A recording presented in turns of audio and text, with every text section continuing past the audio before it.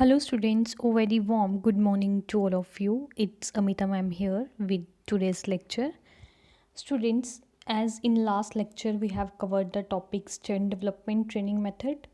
Now, in today's lecture, we will start the topic endurance development training method with its first type, that is continuous training method. आज हम सिर्फ एक ही type को discuss करेंगे. Then जो next lecture होगा उसमें हम नेक्स्ट टू टाइप्स को डिस्कस करेंगे, that is interval training method and fartlek training method. अब जो एंड्रेंस डेवलपमेंट ट्रेनिंग मेथड है, बेसिकली ये क्या करता है, ये हमारी एंड्रेंस लेवल को डेवलप करता है, क्योंकि ये एक बेस्ट मेथड है जिससे हम अपनी एंड्रेंस को क्या कर सकते हैं, इम्प्रूव कर सकते हैं. इस मेथड के अंदर क्या होता है, जो जितनी भी एक्सरसाइजेस परफॉर्म्ड होती हैं वो लॉन्ग ड्यूरेशन के लिए होती हैं, और जो लॉन्ग ड्यूरेशन होती है उनमें कोई भी तरह का रेस्ट या ब्रेक नहीं होती है. आप ये बोल सकते हो जितनी भी एक्सरसाइजेस परफॉर्म होंगी कॉन्टीन्यूस ट्रेनिंग मेथड के अंदर उसमें कॉन्टीन्यूटी होगी. रेस्ट अगर हम पूरे एंड्रेंस डेवलपमेंट की बात करें तो जो हम एक्सरसाइजेस परफॉर्म करते हैं वो लॉन्ग ड्यूरेशन के लिए करते हैं, एंड देन इसमें समटाइम हम रेस्ट को परफॉर्म करते हैं एंड समटाइम हम ब्रेक नहीं लेते हैं. देन ये जो मेथड है बेसिकली ये इसमें जो इंटेंसिटी होती है वो लो रहती है, बिकॉज जो एक्सरसाइजेस परफॉर्म्ड होती हैं लॉन्ग पीरियड के लिए, इसलिए जो इंटेंसिटी लेवल होता है वो डाउन होता है. देन अगर हम इसमें एग्जांपल देखें तो आपकी जो बेस्ट एग्जांपल है that is cross country runners. वो इस तरह की एक्सरसाइजेस को परफॉर्म करते हैं अपने एंड्रेंस को डेवलप करने के लिए. देन अगर हम इसमें शेड्यूल की बात करें तो जो हमारा टोटल ड्यूरेशन होती है एक्सरसाइजेस की वो किससे लेस नहीं होनी चाहिए, 15 to 30 मिनट से कम नहीं होनी चाहिए. दैट मीन्स कि हमने जो एक्टिविटी परफॉर्म करनी है वो 15 से 30 मिनट्स के बीच में हमने क्या करनी है, परफॉर्म करनी है.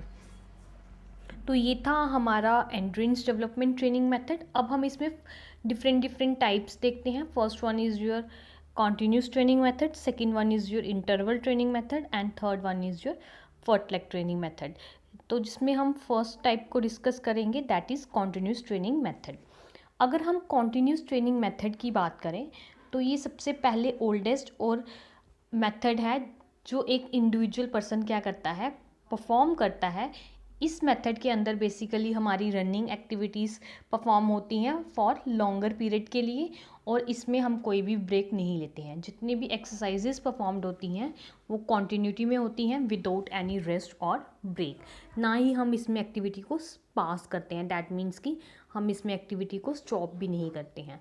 तो अगर हम इस तरह की कोई एक्सरसाइजेस परफॉर्म करते हैं तो वो किस कैटेगरी के अंदर आती है, कॉन्टीन्यूस ट्रेनिंग मेथड के अंदर. Then it is of 3 types. ये कितने टाइप्स की होती हैं, 3 टाइप्स की. First one is your slow pace continuous running method, second one is fast pace continuous running method and third one is variable pace continuous training method. अगर हम इन तीनों को हेडिंग से डिफाइन करें तो इनकी जो एक्सप्लेनेशन है वो हेडिंग से ही निकल जाएगी. जैसे अगर हम फर्स्ट वन देखो that is slow pace continuous training method. अगर हम slow pace continuous training method की बात करें तो बेसिकली ये जो ट्रेनिंग मेथड है ये कौन परफॉर्म करते हैं, आपके क्रॉस कंट्री रनर्स, क्योंकि इन्होंने क्या करनी होती है, अपने अंदर एरोबिक एंड्रेंस को डेवलप करना होता है. दैट मीन्स कि इस तरह की एक्सरसाइजेज में हम कौन सी एक्टिविटीज़ को इंक्लूड करते हैं, एरोबिक एक्टिविटीज़ को, और ये कौन परफॉर्म करते हैं, हमारे क्रॉस कंट्री रनर्स. फिर जो ड्यूरेशन होती है वर्क की वो कितनी होती है, 1 to 2 हॉर्स की, और जो डिस्टेंस हमने करना होता है कवर वो कितना होगा, 15 to 30 किलोमीटर. दैट मीन्स कि हमने 1 से 2 घंटे में 15 से 30 किलोमीटर का डिस्टेंस कवर करना होता है. तो अगर हम इस तरह की कोई एक्सरसाइजेस परफॉर्म करते हैं that come under the category of slow pace continuous training method. मतलब कि हम आहिस्ता आहिस्ता क्या कर रहे हैं, अपनी एक्टिविटी को परफॉर्म कर रहे हैं. Then your second one is fast pace continuous training method. अगर हम इस मेथड की बात करें बेसिकली ये मेथड्स कौन परफॉर्म करता है, यहाँ स्प्रिंटर्स हो गए, मिडल डिस्टेंस रनर्स हो गए, वो क्या करते हैं, इस तरह की एक्सरसाइजेस को परफॉर्म करते हैं, क्योंकि इसमें हम क्या डेवलप करते हैं, एंड्रोबिक एंड्योरेंस. इसमें एंड्रोबिक एंड्योरेंस डेवलप होती है अलॉन्ग विद द स्पीड के साथ हमारी एंड्रोबिक एंड्योरेंस डेवलप होती है, जिसमें हमें लेस अमाउंट ऑफ ऑक्सीजन की नीड होती है. जो ड्यूरेशन होता है इसका वो कितना रहता है, 15 to 10 मिनट्स के बीच में, मतलब कि टाइम इंटरवल हम क्या करते हैं, कम लेते हैं, और जो हमारी स्पीड इंटेंसिटी होती है वो हाई होती है। देन जो आपका थर्ड वन है that is known as variable pace continuous training method. पहले आपने देखा जो हम स्लो पेस में क्या करते हैं, स्लोली एक्टिविटीज़ परफॉर्म करते हैं, देन फास्ट में हाई इंटेंसिटी के साथ परफॉर्म करते हैं। अब जो वेरिएबल है इसमें क्या होगा, combination of both, that means कि फास्ट एंड स्लो का कम्बिनेशन होगा।